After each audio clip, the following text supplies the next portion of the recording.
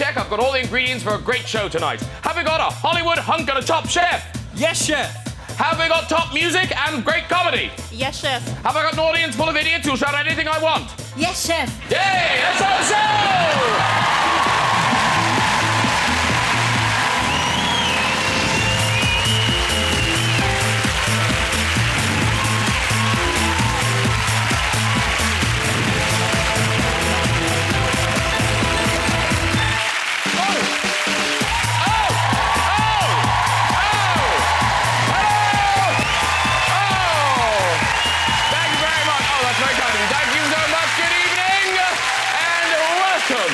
Brilliant show for you tonight. Hollywood heartthrob Ashton Kutcher is here, ladies and gentlemen.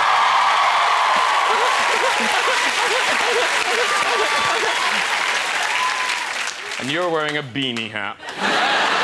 Chef extraordinaire Heston Blumenthal is here. No. Yes. Hilarious comedian Greg Davis is here. We've got music from Hertz. Yes. Over there. And really excited about meeting Ashton Kutcher. Ashton's not just a film star. No. He was also famously the host of Punked, where he tricked gullible Hollywood stars. Very funny. Once, he convinced one celebrity that he was descended from an alien. It was very funny.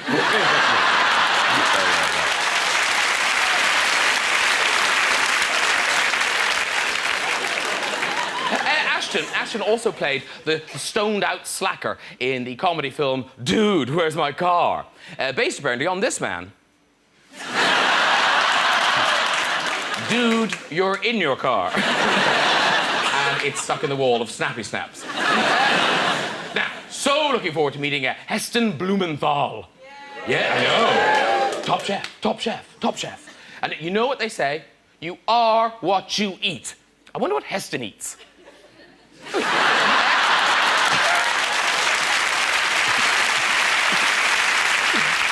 Fun at Easter.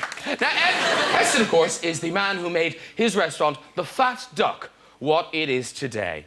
Incredibly expensive. Lots of celebrities go to The Fat Duck. Here's Gary Lineker. Yeah. I think he's just paying for a meal for two.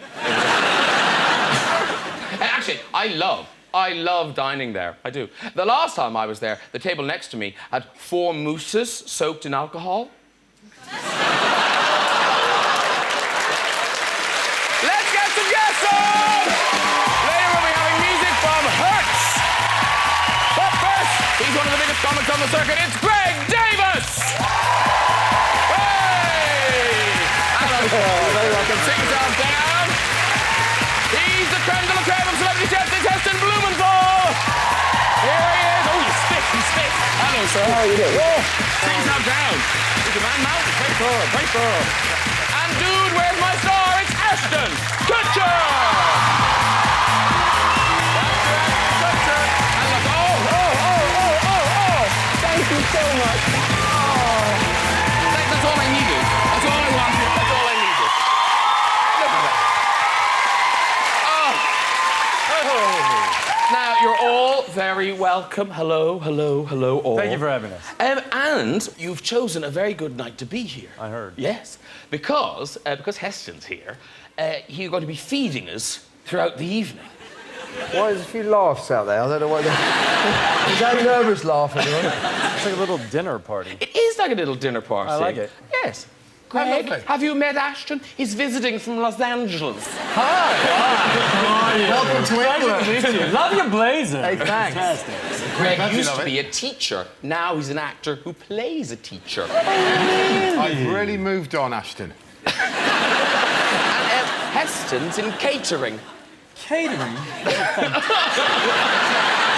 What type of venues do you cater other than the Graham Norton show? Okay, now, That's it. Here we go. This is it. It's sort of a starter, I would say. Is this Yeah, this is a starter. This is a starter. Okay. Now, it looks like little oranges. So, if it is little oranges, I'm a bit disappointed. Take. Okay, so what do we... Right, so just take one of these. Okay. So what is this? Knife. Knife, okay. It's basically it's a mandarin. Oh, so it's a mandarin orange with meaty goo inside. It's a mandarin meat fruit. So this is meat? It is. It's a chicken liver parfait coated in a mandarin jelly. Sounds really nice, Heston. Okay, ready? 1, 2, 3. No, we shouldn't have to dare each other to eat your food. People pay good money for this in a restaurant. He's got 3 Michelin stars and we're going, you first.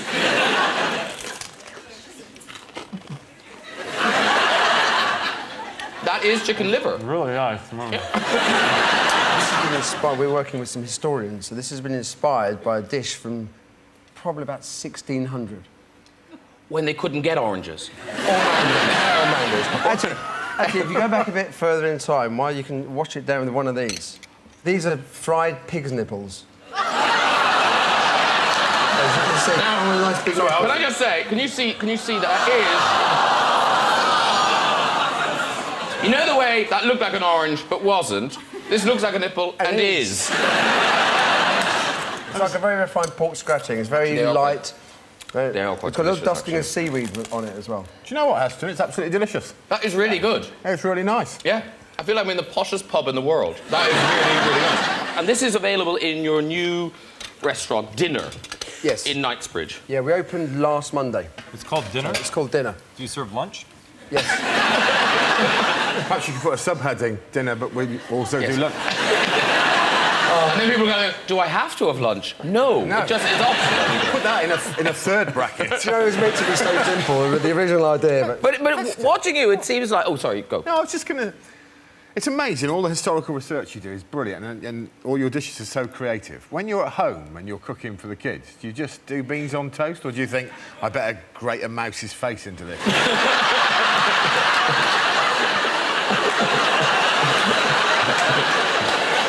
have the greatest of respect for your food. No. Prawn cocktail. Right. Love it. And are there things we can't eat? Yes. Apparently, you cannot eat the liver of a polar bear because you will die of vitamin A poisoning. Remember that, Too everyone. much vitamin A. I would also say there's something that I couldn't eat. I went to Iceland, not the family famous freezer store. Yes. He does a range there. Yeah. Can I sack a pig nipple? They have this thing called scatter. It's skate. It's a flat fish. Sure. And there's 2 ways they prepare it. Either they can urinate on it and put it in a bag, or they put it in a bag and let it get warm and ferment. So the ammonia builds up, and the build-up... Who's urinating on it? Vikings. The Vikings. Vikings. So it's one order of Viking urine and skate. Where Where do you find Viking urine? You could Iceland. You could cook fish by pissing on They it. eat this now. And what happens, the ammonia builds up and stops the flesh from decomposing. But it has a very, very unbelievably strong taste of ammonia. I would say believably strong, Tay. I believe it. That means that when I was a kid, every time I went into the sea, I was probably cooking fish for about 6 to 8 rounds.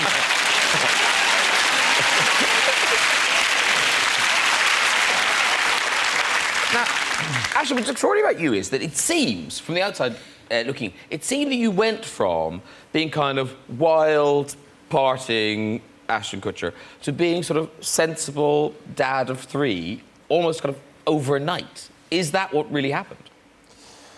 Not overnight. It was over the course of about a week. Really. It was. But it was that quick, wasn't it? I mean, it was really, really quick. I mean, I was sort of going out, like having my fun and being extremely single. And then I met Demi, and within about 2 weeks, she moved into my bachelor pad that I was living in with a buddy of mine, and my buddy refused to move out. But she didn't just move. I mean, she moved in, her and my 3 now stepdaughters. And so it's me, my buddy. After a fortnight? This was after about 2 weeks. Yeah, week and a half, yeah. Well, she was moving to Los Angeles anyway, and she was going to rent a house. And I'm like, why would you rent a house? Just come stay with me. And then I didn't really think about the fact that, I mean, so my buddy and I have been living in this house for a while, and he really refused to leave.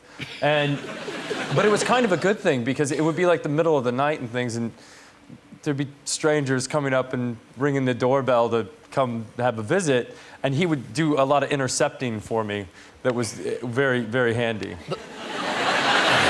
So, what word wasn't out? Well, it takes a while to slow that train down. and so I'm trying to keep my relationship with Demi private because we don't want all the press, and we managed to do it for about a month. But in keeping it private, I couldn't send out a memo to everyone. It was like, so my buddy would kind of curb people at the door, and it all worked out. And obviously, you're very happy. 8 years later. Yeah, hello. Yeah, no, it is. But by the way, in Hollywood years, that's like 81 in Hollywood years. So there's like extra points for that. But there is, even though you're very happily married, there is apparently one woman you would still date. Oh, ish. I'm not 100%. It's ish. Oh, I thought you were dead set that it was going to happen. No. Okay, I made a bet when I was in high school. So you have to imagine I'm living on a farm in the middle of America, right? And really having no chance at having a happy life. And I've sort of succumbed to this. So the best ideas I have are like sitting around in basements with my buddies making bets about what we would do someday. And so I make a bet with my buddy. I'm probably 17 years old. I say to him, I'll bet you $1,000 that someday I will go on a date with Jennifer Aniston. I'm 17 years old in Iowa, and she's like on my screensaver on my computer at this time, right? And he's like, you're on, and someday. So, 4 or 5 years later, I actually meet Jennifer Aniston. And she's married to Brad Pitt at the time. And so I went to Brad Pitt and I asked him permission to ask his wife out on a date. I said, listen, I made this bet with my buddy. You're a cool guy. You're gonna let this go down, right? And he looks at me, he's like, you go for it. And I'm like, you're the coolest guy I've ever met in my life, right? And so I asked her and she turned me down. And I asked her and I said, listen, I asked permission from your husband. He said it's okay. He said it's all fine. I said, I just want to take you out for a pizza or something. And she's like, I don't think that's not a good idea, no. And so it didn't happen. But now we're friends. She was afraid of her feelings. Could have been. I think that's what it is. Could have been. She didn't trust herself. Yeah. I just love the scale of your fantasies. Jennifer Aniston. I'm not making this as reality, not fantasy. I know. It was reality that I wanted to ask Janet Ellis from Blue Peter out. Never happened.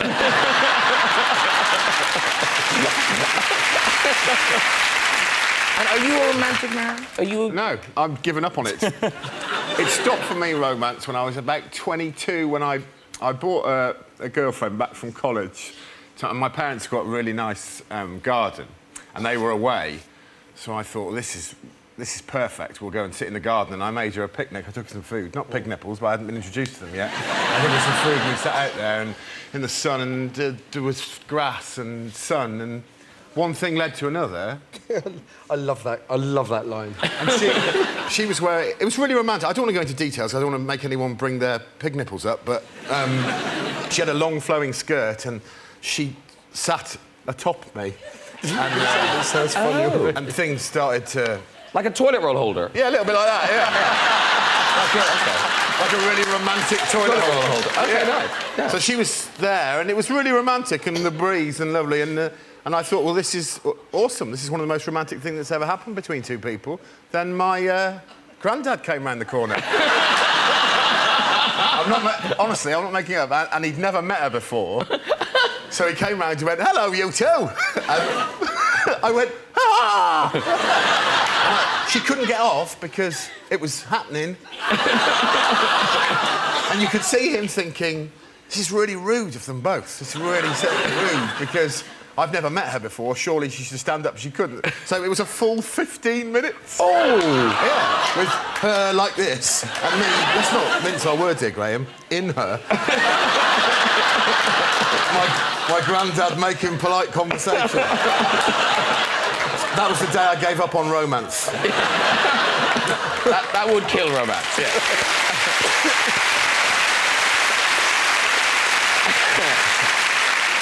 But listen, I tell you what, very excited because it's time for the main course, and because you're here, we asked Heston to come up with an American theme. Shall we Well, reveal lift- it? lift the lid. And you tell us what it is. Oh, already delicious.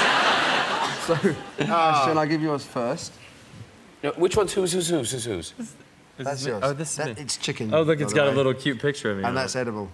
So the napkin's edible. So what are these things on top? They are fried onions. They're so not. Did you say they are? They're so not. They look like fried Okay, onions. so what is this? Oh, man.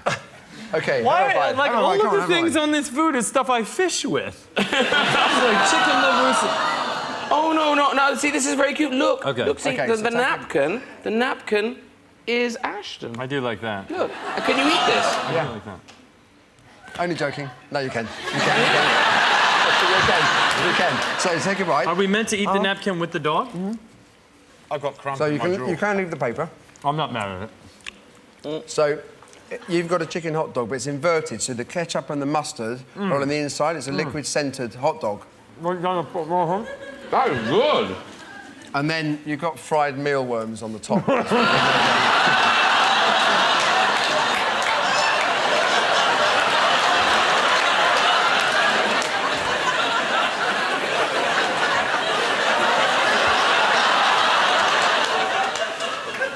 My friends were really jealous when they heard you were cooking for me.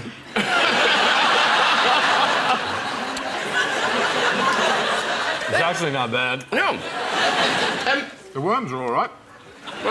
Everything's better when it's fried. Who the mealworms? Why would you fry a mealworm when there are onions available? This is actually the hot dog is one element, and the worms another element from this Mission Impossible series. So the fried mealworms, there is actually, I do believe, people aren't going to believe this at all, but in the next 5 to 10 years, we will be starting to eat more insects. There's 40 tons of insects for every human being on the planet, high source of protein, environmentally friendly. And they're nice. They're nice. They're all right. No, they're not bad. The worms They're are really No, not bad. they are very nice. Seriously, thank you very much for because it's it's nice to see you. You didn't bring anything, but no, you brought food. Oh, I got all kinds of things. Big nipples? I doubt it. No. $1. Something. Yeah, like a pound, Yeah, maybe. foreign even, like- money. yeah, foreign money. No, I tell you what you brought us, and it is a rare thing, Ashton Kutcher. You have brought us a romantic comedy that is both romantic and funny. No, and those are really rare. They are. I mean, They are. really rare. And even rarer, it's sexy. Funny, sexy, and romantic. Romantic. It is all of those things. It's like a trifecta. And you must have known when you read it that, oh, this is a good one. I must do this one. Yeah. I get sent a lot of these like romantic comedies. I've done quite a few of them, and typically you sort of know where it's going by page 10, and you have a pretty good idea because it's usually someone who's lonely and seeking love and can't find anyone and da. And then along comes the wrong person and they fight for half the movie and then they figure out how to get together and then it's done. And this movie, as soon as I started reading, it's about two people who don't want to be in a relationship, which I sort of thought was a fantastic place to start. But yet they decide that the best arrangement they could possibly have is to just have sex. So And nothing more. So it's called No Strings Attached, is the idea. And hence no strings attached. Yes, and it's you and Natalie Portman. Yeah, she's a good actor. She is, and very beautiful Yeah. as well. She's yes. pretty too. And executive producer. And she produces stuff. And Oscar nominated. And Oscar nominated. Oh, yeah. It's kind of like, it's a double-edged sword to do a movie with someone like this because in one sense you're across from an amazing actor in every scene and you get to play off of that and it's incredible to do. In another sense, it's like a really bright light shining in a dark room. You see all the dust particles in the air. So if you're not up to speed with her, you run the risk of looking very bad. But you are up to speed with her. Honestly, you're both great in this, and there's real chemistry. We've got a clip. This is, I think, it's right at the beginning when you were drunk and you were in her apartment. Yeah, I get drunk after my dad is sleeping with my ex-girlfriend, and so I decided to drink that one off. Here's the clip. So, then I just passed out on your couch? No. No, then you did this thing. It was like a dance. Dance. Yeah, like. I shook my dick at you? Yeah. Oh, shit. I'm sorry. No, it was exciting. It was like you were cheering while you were doing it. You were like, "Woo! Look at my dick!" Did you look at it? Yeah, I looked. It was nice. You have a really nice penis. Nice. Seems kind of like carefree. Yeah.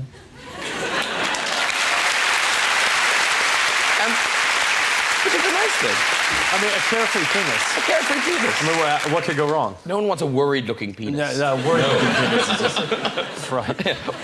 Listen, not just some sex scenes in this film. There are umpteen. Yeah. Well, no, because there's like montages of sex scenes. So you get to do loads, And what struck me was the very first one you did. Because, you know, the sex is very athletic. It's all very good. But the very first sex scene, which is done in kind of, we see it from the beginning to the end. All the way to the end, yeah. It's really awkward when you're doing these scenes, right? Because you have, I mean, first of all, you're in a room and you have about 40 men who are all working on the film, standing around, kind of looking at your junk, and you know they're taking a peek. They're going to act like they don't, but they're all turning. Okay, and they're having and so it's already a little awkward, and you have it blocked out, and you kind of, I mean, I've known Natalie for like a week, and shook her hand before, and now we're doing more than shaking hands, and so it's all a little uncomfortable. And we did it the first take, and it's sort of from the beginning to the end. And the director comes in, and he's like, "Okay, I'm gonna need you to orgasm faster." And then you're sort of male machismo kind of. So, and I was like, it would take me much longer than this. I'm already shortening things, and so it's always just about the most awkward thing you can do. And the other great selling point about this film, lots of nudity. And happily, much of it yours. Yes. Yeah, I like having my stuff out. Yeah, no, you are very kind of self-conscious. Is that because you did do modelling? Did that help in being able to do things like that? Nah, I don't know. It's from like having brothers and sisters and big it's like, at a certain point, like the bigger your family is, you're sort of used to people walking in on you, and you kind of stop going like this every time someone comes in the room. So I think it's just kind of that. No, and at a certain point, like once you do one of these scenes, like it's not going to change, right? So once everybody on the set's seen you, that's the end of it. That's what you're getting. You're not getting, it's really not going to change much. Because this was a modelling thing I think you did quite recently. Yeah. Now, what I found annoying about a picture like that, you look at it and you think, wow, he looks really sexy in small white Wellington boots. I'll get some. And it wasn't really the boots. It wasn't the boots. Because that sexy kind of, nearly naked but wearing some clothes, it's a very good look. And it's a look that Greg has used himself as well. Yeah,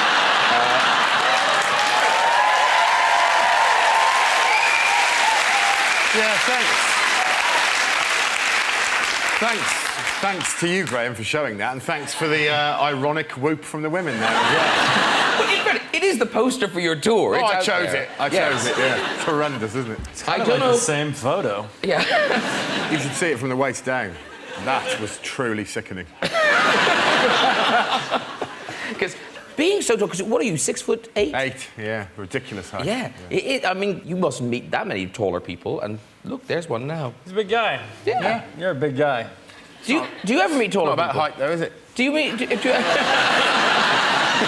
have you met a taller person? I have. I met a man in America who was 1 foot taller than me.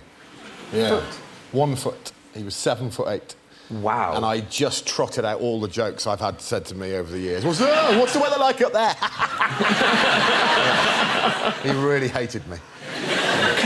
And when did it happen? When did you suddenly become... It all happened in 1 year, actually, weirdly. I was like 6 foot when I was 16, and I was 6'8" when I was 17. Yeah, strange. Wow. And did you get lots of nicknames and name-calling and stuff? Yeah, not about my height. It was a weird nickname culture at our school, but not my height, no. What was your nickname? I do a lot about this in my stand-up show, nicknames, because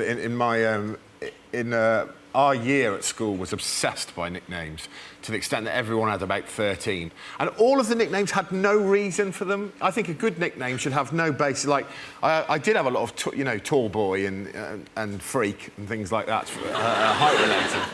But the one that I got called most was Fitter. That was my nickname, because they said I was an epileptic, right? I wasn't, Graham. I had mild asthma. That was the culture in our school of just...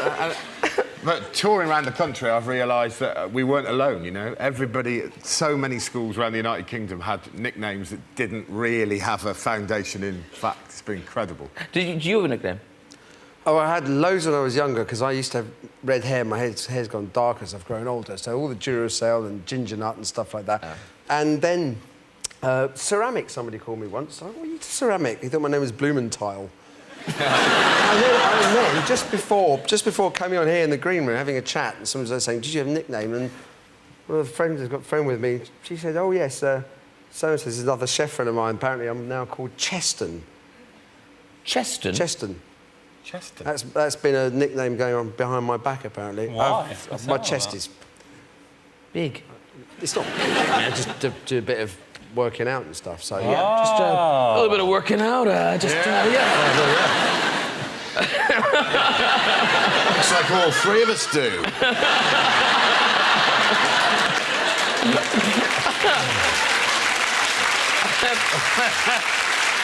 I thought you were going to say you had a third nipple or something. Like, we asked the audience if they had any nicknames, and we did get a few in. Ari Olofsson? Ari? Yeah, that's me, I guess.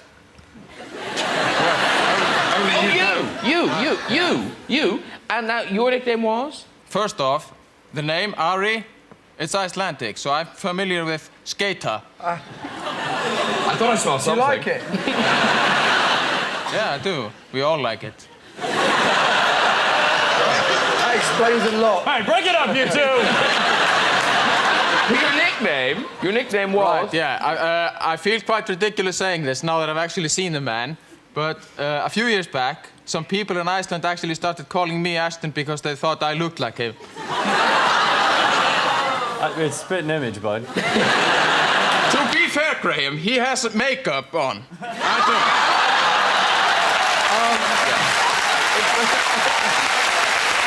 Rebuttal! I have a rebuttal. I would like you to know, and I will let the world know, you can come inspect if you would like. I refuse to wear makeup on talk shows. I never do, never, not once have I ever, and you can come look if you want, good sir. That's all of me, baby! Beautiful. I blame the long, dark winter nights in Iceland. I've got 4 pounds of makeup on. What was your full name? First off, I actually quite like wearing makeup. This is like...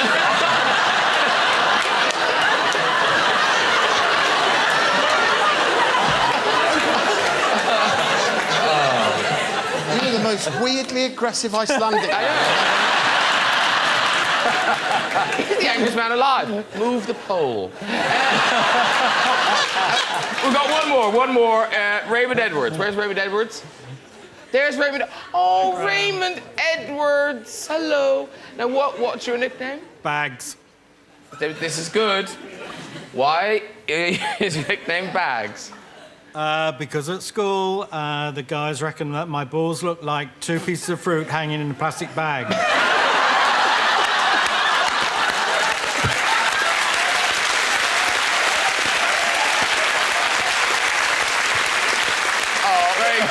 I love that. Ray, That's when was this? strong. When you were at school? Yeah. What must they look like now?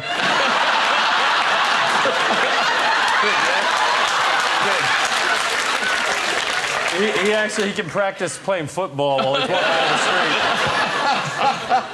street. 2 melons in a bin bag. Awesome. Now, Heston, you've got a new television series. Yes. Heston's Mission Impossible.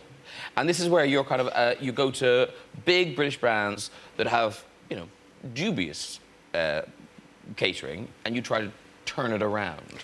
Yeah, we did hospital food, airline food, cinema food, and that really famous food conundrum, nuclear submarine food. I think the clip we've got is you in the NHS trying to educate and inform. Heston's hoping one of his restaurant's favourite fun dishes might change that. So what I'm going to do now is show you a dish from the restaurant called Sound of the Sea. So the idea is it smells of the sea. Yeah. To get that seaside, the seaside smell. This stuff here is codium. This is the stuff that we put into the sauce. There's some crystallized seaweed, some miso oil. Then on top of there, we've got these with sea jelly beans. The reason I'm showing you is because it's really about building how I think you can make food exciting on the plate. Going down well, this, isn't it? Aww.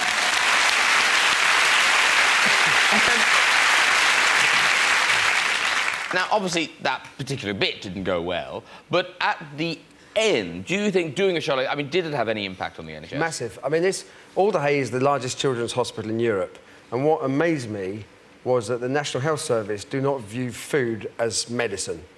So somehow it seems to get in the way of the normal day-to-day care.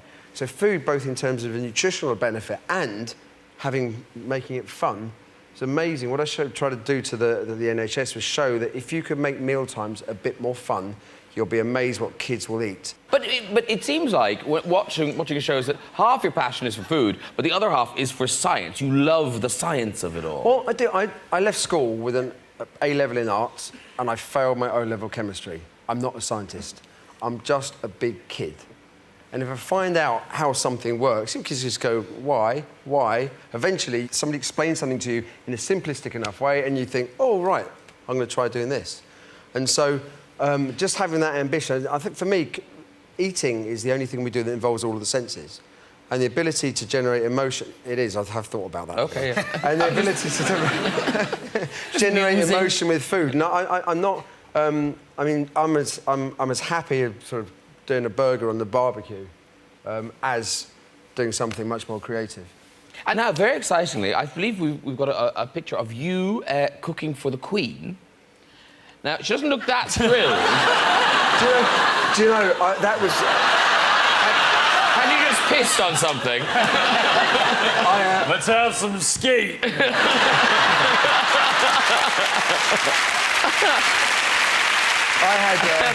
I had a load of messages after that saying your OBE's going to go, you're off with his head, you're finished, washed up, we're going to close the restaurant now. And no, we did it was the revamp of the Royal Institute, and nitrogen was liquefied in about 1900, and the chap invented the flask, showed how you could store nitrogen super cold in this flask in the Royal Institute. And this woman who had a cooking school down the road, she came and saw this demo and suggested making ice cream with nitrogen. So there was a historical link there. So the Queen, basically, she came up and did this mix, and a bit of nitrogen splashed over the bowl. And she just stood back and went, oh, gosh. And I thought, oh, no, that's it. I'm finished. So I wrote her a letter afterwards. I was so concerned. I did get a very nice one back, actually. Because you've been to... Is it Windsor Castle you've been to? Yeah, I went to Windsor for a birthday party. How cool is that? Yeah, it was pretty cool. Yeah. Yeah, it was good. Yeah. Yeah, it was kind of nice. How did that happen? It's a big house. Oh, you actually went in the castle? Oh, yeah. I was yeah, going to they let me say, in. I've been to Windsor. No, they let me in. I went to the carriage house, too. And Andrew? Is the guy? One of them's called Andrew, yeah. Here's Andrew. Yeah, he had a carriage house. Went there. He's got a great booze cart. Really? Yeah, you know, just one of those, like, liquor carts. Lovely. It just made me want one. We don't really have those. You know, it's like a bar or no bar, but he just had, like, a liquor cart. We don't really have those either. Oh. Andrew's specialism. Yes. I don't know. Unless you're an air hostess, you tend not to have one.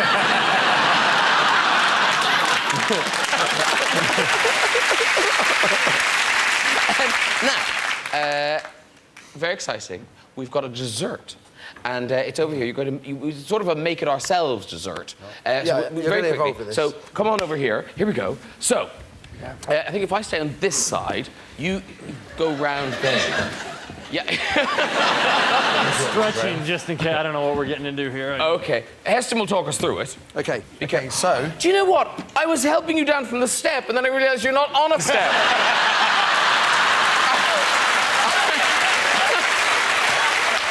Hello.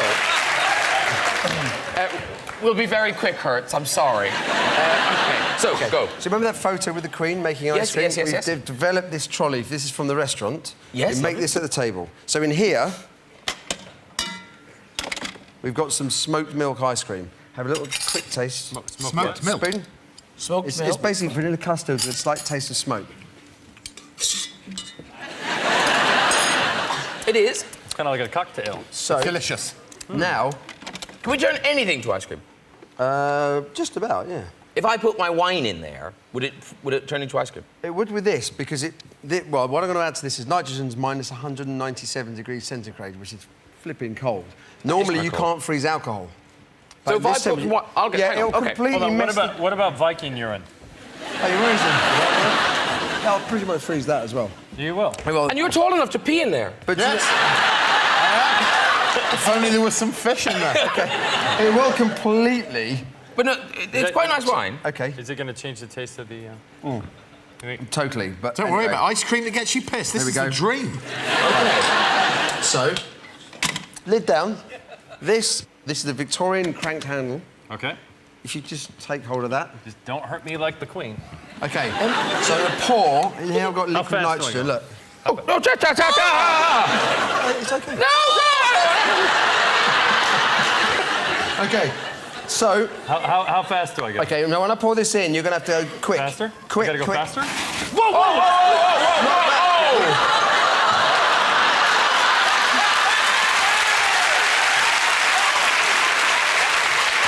Okay. I'm sorry. Heston, That's double off. is it all worth it? Come on, Chester. This wasn't in the brochure. It's getting much, much harder.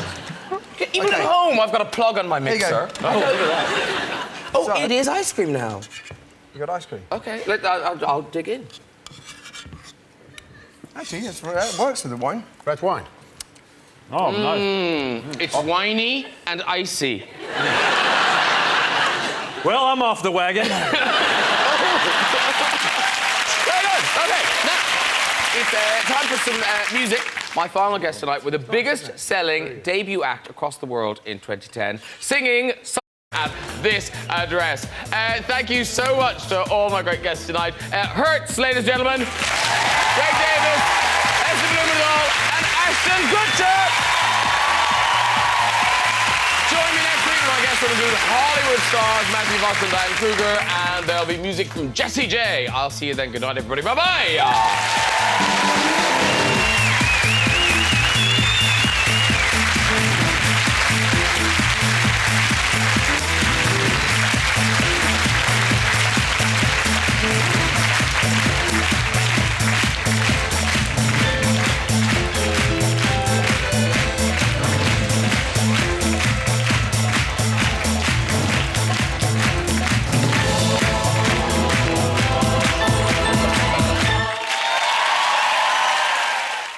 What about your husband, Mrs.